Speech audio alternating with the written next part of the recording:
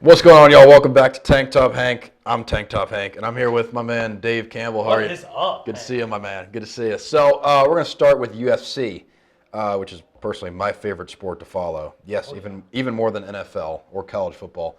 We got Dustin Poirier versus Charles Oliveira on December 11th for the UFC lightweight championship. Who you got? Well, ever since Khabib retired, there's been an opening for a lot of these guys to try and take that. Yeah. No one's lived up to the hype, but I think It's been very up in the air. Yeah, I think Dustin Poirier takes this one. I think that it's his time.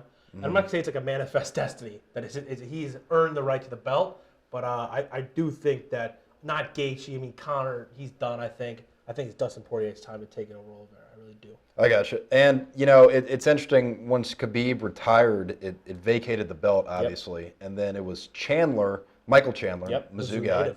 And who was it? Chandler and Oliveira, who fought earlier this year for the vacant belt. Oliveira won via knockout in the second round. But it's interesting that it wasn't Poirier and Gaethje to start. It should have been, in my opinion. Like, they should have been the ones that fought for the vacated title, because I think that Poirier is going to win this, and then Gaethje Dana White's already said he's next in line to fight for the title. So I think because Gaethje knocked off Chandler, right? Gaethje knocked off Chandler. It was a wild fight. And then Islam Makhachev is going to be down the line if he takes down Benil Dariush. Why don't you like Makhachev? No, I have nothing against him whatsoever. It's just like next Khabib, man, and he's just going to rule this division. You think he's the next Khabib? I mean, no one's going to be the Khabib. I think he's Khabib's trainee. Honestly, there's two fighters that I would consider, the greatest of all time in UFC, and one's Khabib and the one's John Jones. Those are my two as well.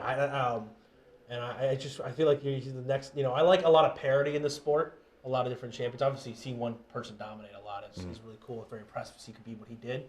But I like to see a lot of different champions at least, especially when you have a lot of personalities. In the next 5 years in the lightweight division, we're certainly going to see a lot of different champions. I think it's not just going to be one ruler like current welterweight champ Kamaru Usman.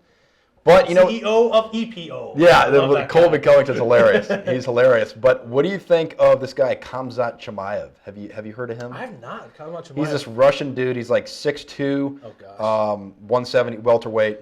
He is on a roll. He just submitted a top 10, top 15 guy in like the first round within like 45 seconds. After Usman. He's the next guy in the welterweight division. Okay. So maybe we'll talk about Chimaev versus Usman maybe in a year on Tank Top Hank. But amazing. For now, we'll stay on the UFC 269 Poirier versus Oliveira card.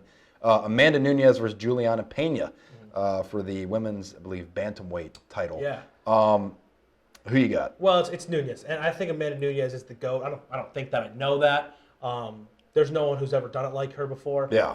If you guys don't have a chance to watch her now, because Amanda Nunes, what she does in the ring, the octagon, she's about the ring. What she does in the octagon is just quite stunning. She just dominates her opponent in every single facet of the sport, and it's amazing. Yeah, I think we're witnessing greatness before. She's certainly the greatest of all time in women's fighting for sure, or the GOAT, the greatest woman of all time. She's going to beat Juliana Pena. Nunes on a 9-fight win streak. Juliana Pena is like 2-2 in her last 4 fights. She got submitted by Valentina Shevchenko. Yes. And Nunes wiped the floor with her. So I think that Dana can throw it whoever at Nunes. It doesn't matter. I think that we're just not going to see someone close to Nunes for a while. Yep, I agree.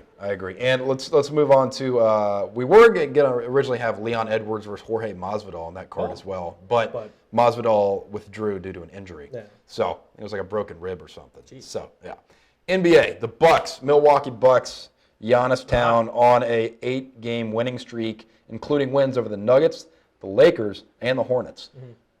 Are the Bucks going to repeat as champs? I think they're definitely the front runner in the East as of now. When Chris Middleton, Drew Holiday, and Giannis all played their big three, they are undefeated this year, and they've outscored their opponents by 14 points per game, which is unbelievable. And they had dealt with some injury issues. Drew Holiday missed some games. Giannis missed some games. Everyone took some time off, but now they're back. They're getting on the win streak and get a little lead in the East. So they maybe coast in the months of February and March, bring it back for playoff time. I think they're the favorite in the East. I mean, there's a lot of good teams in the East. I think Brooklyn's still really good, even with all the Kyrie issues. I think my Chicago Bulls are solid. I think they're definitely in there. I don't know if they're at that level yet, But the Bucks are definitely in prime position in the East to get there, and they got to go up against the Suns or the Warriors, most likely, and the Suns have won. 100%. Lost on So what was? I mean, obviously it's early in the season, but your official finals prediction? West versus East. At the beginning of the year, I'm not going to change mine from the beginning of the year, even though both teams aren't like there yet. I had Nuggets Heat, Denver Nuggets and the Miami Heat, and I think I'm going to keep that for now until something changes drastically. Like Jimmy's out for the year, Jokic out for the year. Jokic has dealt with some injury issues the past couple of weeks, and the Nuggets don't have Michael Porter Jr. I think Jamal Murray back in hopefully next year, not like next season, next like 2022. Yeah. And I'm still gonna stay with that, which would be awesome because they have like their own beef issues with Jokic just taking out the Jokic Marcus Morris, Jokic brothers versus the Morris, exactly, the Morris twins. But I think the frontrunners are the Suns and the Bucks to go back and have a rematch. But I'm still gonna stick with my prediction of Heat Nuggets. I'm gonna go with a very cliche prediction, which I usually don't. Usually I do tank top Hank hot takes. Yeah. But we don't have one today. I'm just going with the cliche. I got the Nets and the Warriors. I know that's a very cliche prediction. But that's who I think should be in the finals. Yeah. Warriors beat the Nets by like 20 in mid-November. Yeah.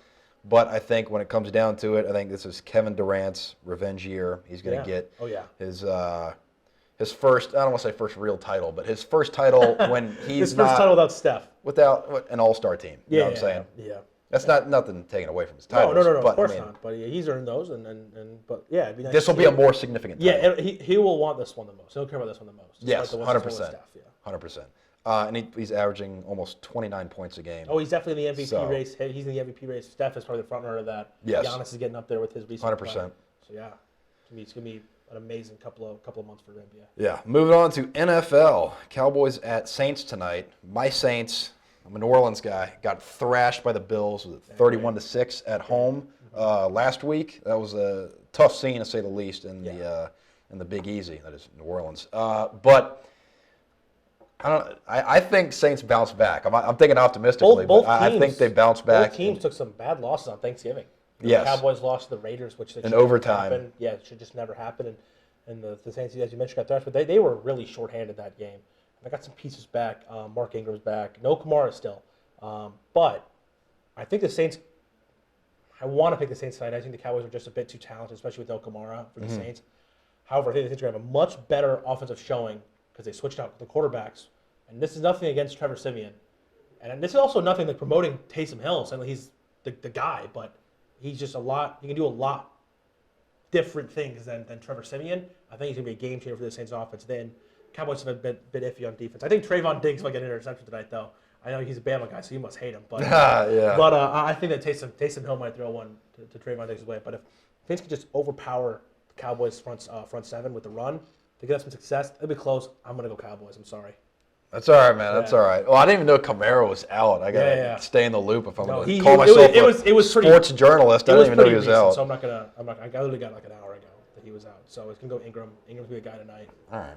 Yeah. Well, yeah, I'll still be optimistic, and I'm not going to pick against my team. Of course. But you got to pick the Saints. I'm all for that. Yeah. All right. Well, Broncos and Chiefs on Sunday Night Football primetime. Broncos last in the AFC West. I think they were first early in the year, and now the Chiefs are leading the division. Yep. They're trending upwards.